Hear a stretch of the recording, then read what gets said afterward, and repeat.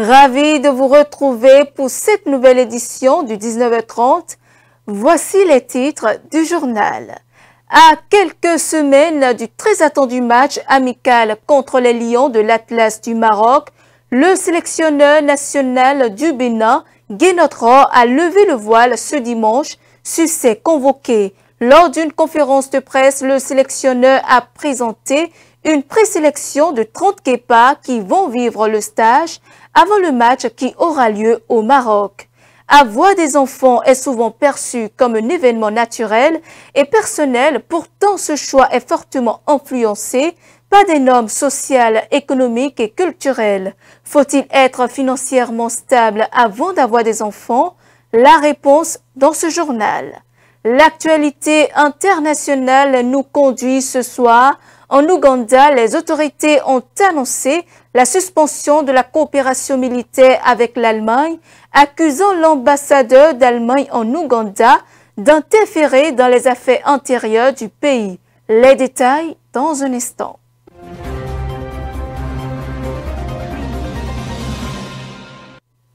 Bonsoir et bienvenue. Le sélectionneur des Guépards du Bénin, Guy Notre, a dévoilé ce dimanche une première liste de 30 joueurs convoqués pour un stage de préparation. Ce rassemblement s'inscrit dans le cadre du match amical prévu face au Maroc avant de réduire son groupe à 25 éléments pour le voyage. Le technicien allemand a choisi de s'appuyer sur un effectif élargi des nouveaux appelés, plusieurs retours notables et des absents marquants. Suivons un extrait de ses propos. Et ce qui m'a rendu la force et le cœur, comme vous dites, c'est les témoignages et les appels des joueurs. Bon, j'ai eu tellement d'appels de joueurs qui veulent d'ailleurs s'exprimer auprès de vous pour me dire que voilà, ils étaient derrière nous, derrière le staff, derrière moi. Et c'est ça qui compte, c'est la solidarité entre nous. Quand vous perdez un match, ma réaction, c'est se remettre en question, c'est essayer d'apprendre des erreurs que vous avez faites, mais surtout pas s'attaquer d'une manière indigne entre nous. Ça commence dans l'équipe, dans le staff, mais je pense aussi autour. Et les autorités font partie de cette philosophie que j'ai, moi, d'être solidaire dans les bons et dans les mauvais moments. C'est facile dans les bons moments, on l'a vu. Mais quand il y a un mauvais moment, mais c'est là qu'il faut montrer la solidarité. Et bon, nous avons répondu présent à ces convocations, ou invitations, comme certains disaient, positivement, et on a essayé un peu de donner nos explications. Voilà, j'ai fait mon travail. Mais ce que je pense, moi, à l'intérieur de moi-même, ça reste dedans. Et je ne vais pas tout claironner en public. On va voir, on va le découvrir avec nous. C'est une opportunité pour lui. Bon, on a évidemment devant notre capitaine, qui est là aussi, et qui va peut-être aussi avoir un autre joueur à ses côtés. On peut changer aussi, on jouer dans un autre système de jeu avec deux avant-centres. Ça peut aussi être le cas. Donc on va voir comment il est. Nous on joue en 4-3-3. Depuis qu'on joue en 4-3-3, l'équipe a trouvé une stabilité. Donc c'est difficile de changer, mais bon, un stage est là aussi pour essayer ça. D'autres options tactiques. Surtout s'il y a de nouveaux joueurs qui peuvent nous apporter quelque chose. On l'a convoqué plusieurs fois, il a même fait des oppositions, on a vu, vous savez, on a aussi des tests, on a le GPS, on a des données scientifiques, il stagne un petit peu, et voilà, donc on le connaît. Vous savez, quand vous faites une revue d'effectifs, c'est aussi de voir, et surtout de voir des joueurs qu'on n'a pas encore vus. On le connaît, on sait qu'il est là, il pourra nous rendre service si c'est nécessaire. Moumini est plus jeune que lui, il a 21 ans, il connaît un petit trou entre lui et Fassinou. Moumini n'était pas là en 2019, hein. Il était en U15. Donc là, encore une fois, on essaie de travailler un peu pour le futur et pour essayer d'avoir des perspectives pour l'avenir. On va voir maintenant, hein, depuis, on n'a pas eu de match depuis le mois d'avril. Et du coup, les doléances que nous avons apportées, on va voir avec l'organisation des voyages. Là, c'est relativement simple. Tout le monde revient au pays. Tout le monde est content de revenir au pays déjà. Et d'ailleurs, la première semaine, on leur laissera certains après-midi pour voir leur famille, pour essayer d'un peu aussi d'en profiter sur le plan privé. Donc les doléances du voyage, des déplacements, etc., je n'ai pas encore eu d'écho pour le moment de notre responsable de déplacement, de notre coordinateur général qui est David. Ça a l'air de bien se passer pour le moment. Dans une société où le moindre choix de vie est conditionné par des considérations économiques, la parentalité n'échappe pas à la règle. Aujourd'hui, de plus en plus de couples repoussent le désir d'enfant, faute de stabilité professionnelle ou de sécurité financière.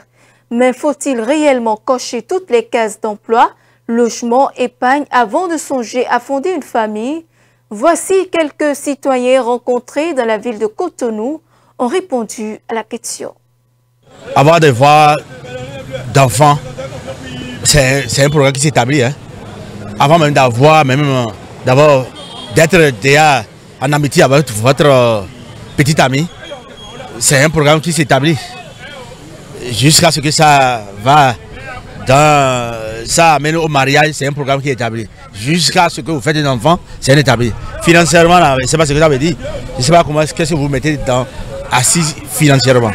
Lorsque vous mettez un enfant, vous faites un enfant, il faut avoir les moyens quand même pour accompagner l'éducation de l'enfant. D'abord, c'est un enfant qui vient au monde. Et cet enfant doit être accompagné. L'éducation, ça a des coûts. L'enfant doit vivre, c'est aussi un coût. Donc il faut quand même se préparer quand même. Psychologiquement, financièrement et tout quoi. Oui, il faut être financièrement stable avant d'avoir d'enfants parce que dans la vie, il faut de l'argent. Il faut de l'argent pour pouvoir éduquer l'enfant. Supposons si tu n'as pas l'argent et l'enfant tombe malade, comment tu vas arriver à l'amener à l'hôpital, à prendre charge de l'enfant? Il faut de l'argent. Et il faut de l'argent parce que l'éducation aujourd'hui, ça coûte. Ça a un coût. Pour mettre l'enfant à l'école, c'est de l'argent. Donc c'est pourquoi il faut avoir de l'argent avant d'avoir d'enfants quand même. C'est le souhait de beaucoup de nos frères et sœurs aujourd'hui. Vous savez, l'homme propose, Dieu dispose. Je ne sais pas si... je ne sais pas. Sinon, pourquoi attendre de l'argent avant de se marier? Moi-même, avant, je me posais cette question. Est-ce que je peux garder une femme chez soi? Je me posais cette question. Et le vieux me refusait. J'avais un vieux. Au Cameroun, c'était au Cameroun. Le vieux m'a appelé un jour, m'a dit, non, mon frère, mon fils, il ne faut plus dire ça. Tu te maries là, Dieu va t'aider. La femme a toujours sa chance. Tu auras toujours ce qu'elle va manger. Et j'ai dit, c'est vrai. Sinon, lorsque quelqu'un qui est normal, qui rentre en amitié avec sa petite amie, et ils font chemin, vous allez constater que ce couple est souvent différent, mieux par rapport à deux jeunes qui se rencontrent comme ça, là, et puis sans aucun préalable. La grossesse survient, c'est normal qu'il y ait des écarts. On se prépare psychologiquement, financièrement, pour quand même accueillir ce petit enfant, ce nouveau-né qui est venu dans la famille et sauver ce couple. Ceux qui se posent cette question-là, ils n'ont qu'à simplement laisser. Tu n'as même pas besoin d'avoir de l'argent avant de te marier. L'argent là, ce sont des biens matériels. Des biens matériels où un jour tu vas encore laisser tout. Et si Dieu ne te donne pas de l'argent là, alors tu ne vas jamais te marier. femme ou garçon. C'est parce qu'on veut de chichi, on veut de belles choses, on veut acheter de véhicules, on veut construire sa maison avant de se donner au mariage. C'est pas bon. Dans un tout autre registre à présent, c'est sa première prise de parole. Depuis son départ de la présidence congolaise en 2019, l'intervention de Joseph Kabila fait suite à la levée de son immunité parlementaire par le Sénat congolais. Cela ouvre la voie à des poursuites judiciaires pour des accusations de trahison, de crimes de guerre. Suivons. Notre pays avait été divisé de quasi-moitié pendant quelques années. La sagesse avait alors prévalu. Nous avions recollé le morceau et le pays a survécu dans son unité. C'est ainsi qu'après quelques années de réflexion sur la crise en cours, après avoir consulté des chefs d'État et des anciens chefs d'État de la région, ainsi que des acteurs politiques et sociaux, nationaux et étrangers, j'ai fait ce jour une proposition qui engage la nation tout entière à un sursaut patriotique pour un pacte citoyen afin de tirer le pays du gouffre. Le travail hardi qui s'impose à nous portera notamment sur les 12 points suivants. 1. Mettre fin à la dictature, mieux à la tyrannie. 2. Arrêter la guerre. 3. Rétablir l'autorité de l'État sur toute l'étendue du territoire national. 4. Restaurer la démocratie en revenant aux fondamentaux d'un véritable État de droit. 5. Rétablir les libertés fondamentales. 6. Réconcilier le Congolais et reconstruire la cohésion nationale. 7. Relancer le développement du pays par la mise en place d'une bonne gouvernance économique, une gestion administrative et financière orthodoxe et une répartition équitable des ressources nationales. 8. Relancer le dialogue sincère et permanent avec tous les pays voisins en vue de l'instauration de la paix et du développement durable dans la région. 9. Rétablir la crédibilité du pays auprès de partenaires au niveau tant régional, continental qu'international. 10. Neutraliser tous les groupes armés nationaux et étrangers et rapatrier ces derniers dans leur pays d'origine. 11. Mettre définitivement fin au recours et à l'utilisation de mercenaires, conformément à la Convention de l'Union africaine sur l'élimination du mercenariat en Afrique du 3 juillet 1977 et à la résolution des Nations Unies du 4 décembre 1989 portant sur la Convention internationale contre le recrutement, l'utilisation, le financement et l'instruction de mercenaires et rapatrier sans condition ceux qui sont déjà déployés sur le sol congolais. 12. Ordonner le retrait sans délai de toutes les troupes étrangères du territoire national. À ce sujet, je salue la décision sage des pays de la SADC de retirer les troupes de la SAMI DRC de notre pays. En Côte d'Ivoire, Tidjane Thiam reste à la tête du PDCI. La justice a confirmé que Tidjane Thiam pouvait rester à la tête du Parti démocratique de Côte d'Ivoire. La décision met fin à une contestation portée par une militante du parti, Valérie Yapo, qui affirmait que Tidjane Thiam n'était pas de nationalité ivoirienne au moment de son élection en décembre 2023. Le reportage. La justice ivoirienne a tranché dans le conflit opposant Valérie Yapo au PDCI, le Parti démocratique de la Côte d'Ivoire.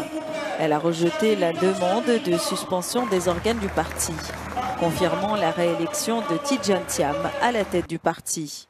Et ce, malgré sa démission en mai dernier. Yapo, la plaignante qui réclamait un administrateur provisoire, voit son recours annulé, puisque Thiam s'était désisté avant sa réélection. Malgré cette victoire au sein du PDCI, Tidjane Thiam reste inéligible à la présidentielle d'octobre. Et ce, en raison de la perte de sa nationalité ivoirienne, suite à son acquisition de la nationalité française. La justice a ordonné sa radiation des listes électorales. Mais son avocat conteste cette interprétation stricte de l'article 48 de la nationalité. Un nouveau rapport du cabinet nigérian de conseil en renseignement a révélé que les ordres de confinement hebdomadaires imposés par le groupe séparatiste hip-hop dans le sud-est du Nigeria ont causé la mort de plus de 700 personnes au cours des 4 dernières années. Cette politique initialement instaurée pour exiger la libération de leur chef emprisonné a semé un climat de peur et a perturbé l'économie locale. Suivant. Au moins 700 personnes ont perdu la vie entre 2021 et 2025 dans le sud-est du Nigeria à la suite des violences liées au mouvement séparatiste du peuple autochtone de Biafra. Ces pertes humaines sont principalement associées au confinement imposé dans la région, des journées de paralysie économique initialement lancées comme des actes de désobéissance civile. L'IPOB a instauré ces manifestations de sit-in en août 2021 dans les 5 États du Sud-Est pour exiger la libération de son leader Nnamdi Kanu, actuellement jugé à Abuja pour des accusations de terrorisme. Si les premiers appels au confinement étaient largement suivis, notamment par peur ou par solidarité, ils ont rapidement pris une tournure plus coercitive. Dans certaines zones, le non-respect des consignes s'est soldé par des violences, voire des assassinats, selon plusieurs rapports. Des organisations de défense des droits humains ont tiré la sonnette d'alarme, dénonçant à la fois les méthodes de l'IPOB et les conditions de détention de Nnamdi Kanu. La relation entre l'Allemagne et l'Ouganda se détériore. Le porte-parole de l'armée ougandaise a annoncé suspendre toute coopération militaire avec son partenaire européen. Certaines missions diplomatiques européennes y sont accusées de soutenir des groupes négatifs et très opposés au gouvernement. Le reportage. L'Ouganda a suspendu toute coopération militaire et de défense avec l'Allemagne. Kampala accuse le représentant diplomatique de Berlin d'activités qui menaceraient la sécurité nationale. Il s'agit d'une annonce inattendue et spectaculaire faite dimanche par l'armée ougandaise, marquant une forte escalade de tensions entre le pays d'Afrique de l'Est et ses partenaires européens. Vendredi, le gouvernement ougandais avertissait que certaines ambassades européennes soutenaient des groupes négatifs et traîtres.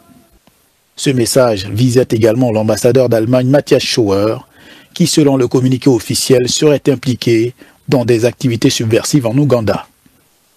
Toutefois, la déclaration ne précise pas la nature de ces activités. Berlin fournit depuis longtemps un soutien logistique et technique à l'armée ougandaise. Le commerce bilatéral entre les deux pays était évalué à plus de 335 millions de dollars en 2023, l'Allemagne exportant des machines et des produits chimiques vers l'Ouganda.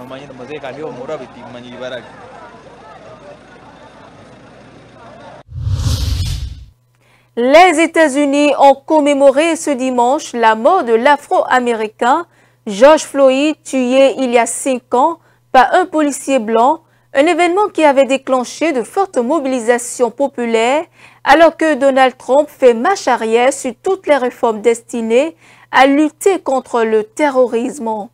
Le reportage. Il y a 5 ans que George Floyd a été tué aux États-Unis. L'officier de police Derek Chauvin avait étranglé le jeune Afro-Américain au sol pendant plus de 9 minutes avec son genou. C'était à Minneapolis. Une foule avait ensuite mis le feu au 3e commissariat de la ville. Le coach sportif Alfred Flower Jr. se souvient. Je me souviens de ce moment-là, du niveau d'excitation. Cela peut paraître fou, mais littéralement de l'excitation que les gens ressentaient à l'idée qu'ils reprenaient le pouvoir au département de la police de Minneapolis. Un embrasement alimenté par les nombreux cas de crimes racistes de cette période aux États-Unis et dont l'ancien chef de la police de Minneapolis a été témoin. Quand je regarde 5 ans en arrière, il y a des choses que j'aurais fait différemment. J'aurais poussé plus fort et plus tôt pour essayer de démanteler une partie de la culture toxique qui a permis à cette indifférence d'exister. Les disparités économiques à la 38e avenue et de l'avenue Chicago demeurent, ainsi que la méfiance, même si le coach sportif Alfred Flower Jr. préfère rester positif. Nous avons fait des progrès significatifs en travaillant avec le département de la police de Minneapolis en ce qui concerne leur recrutement futur, certaines des politiques qu'ils ont mises en place pour s'assurer que ce type de choses ne se reproduisent pas. 5 ans après, le temps a fait son effet, mais ce carrefour témoin de la scène horrible de la mort de George Floyd reste marqué de ses souvenirs.